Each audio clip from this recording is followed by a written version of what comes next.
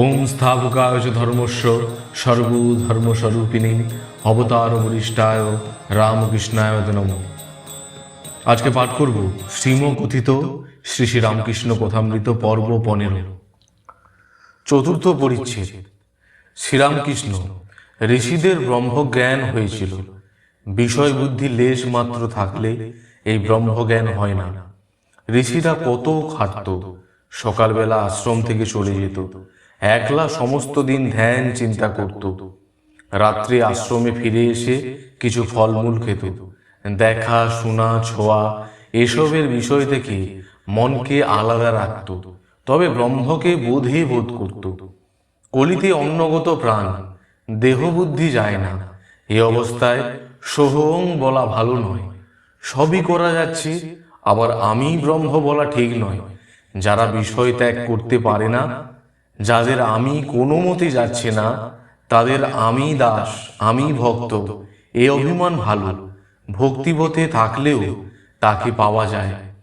জ্ঞানী নেতি নেতি করে বিষয় বুদ্ধি ত্যাগ করে, তবে ব্রহ্মকে জানতে পারে। যেমন সিঁড়ির ধাপ ছাড়িয়ে ছাড়িয়ে ছাদে পৌঁছানো যায়, কিন্তু বিজ্ঞানী যিনি বিশেষ রূপে তার সঙ্গে আলাপ করেন, তিনি আরও কিছু দর্শন করেন। তিনি দেখেন ছাদ যে জিনিসে তৈয়ারি, সেই ইট চুন সুরকিতেই সিঁড়িও তৈয়ারি। নেতি নেতি করে যাকে ব্রহ্ম বলে বোধ হয়েছে, তিনিই জীবজগৎ হয়েছেন। বিজ্ঞানী দেখে যিনি নির্গুণ, তিনিই সগুণ। ছাদে অনেকক্ষণ লোক থাকতে পারে না, আবার নেমে আসে। যারা সমাধিস্থ হয়ে ব্রহ্মদর্শন করেছেন, তারাও নেমে এসে দেখেন যে জীব জগৎ তিনিই হয়েছেন। সা রে গা মা পা ধা নি, নিতে অনেকক্ষণ থাকা যায় না, আমি যাই না। তখন দেখি তিনি আমি, তিনি জীবজগৎ সব। এরই নাম বিজ্ঞান।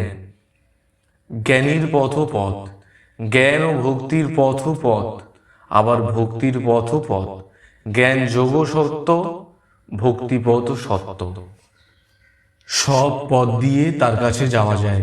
তিনি যতক্ষণ আমি রেখে দেন, ততক্ষণ ভক্তিপথই সোজা। বিজ্ঞানী দেখে ব্রহ্ম অটল, নিষ্ক্রিয়, সুমেরুবৎ। এই জগৎ সংসার তার সত্য রজ তম 3 গুণে রয়েছে। তিনি নির্লিপ্ত। বিজ্ঞানী দেখে যিনি ব্রহ্ম তিনিই ভগবান, যিনি গুণাতীত তিনি সরৈশ্বর্য ভগবান। এই জীব জগৎ মন বুদ্ধি ভক্তি বৈরাগ্য জ্ঞান এসব তার ঐশ্বর্য। যে বাবুর ঘর দ্বার নাই, হয়তো বিকিয়ে গেল, সে বাবু কিসের বাবু?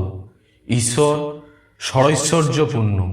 সে ব্যক্তির যদি ঐশ্বর্য না থাকতো, তাহলে কে মানত? সকলের হাস্য। দেখো না এই জগৎ কি চমৎকার, কত রকম জিনিস, চন্দ্র সূর্য নক্ষত্র, কত রকম জীব, বড় ছোট ভালো মন্দ, কারো বেশি শক্তি কারো কম শক্তি। বিদ্যাসাগর তিনি কি কারুকে বেশি শক্তি কারুকে কম শক্তি দিয়েছেন?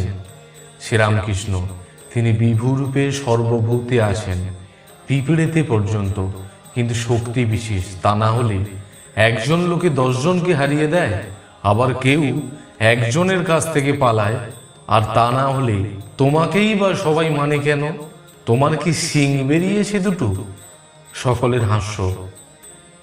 তোমার দয়া, তোমার বিদ্যা আছে অন্যের চেয়ে, তাই তোমাকে লোকে মানে, দেখতে আসে। তুমি এ কথা মানো কি না? বিদ্যাসাগর মৃদু মৃদু হাসিতেছেন।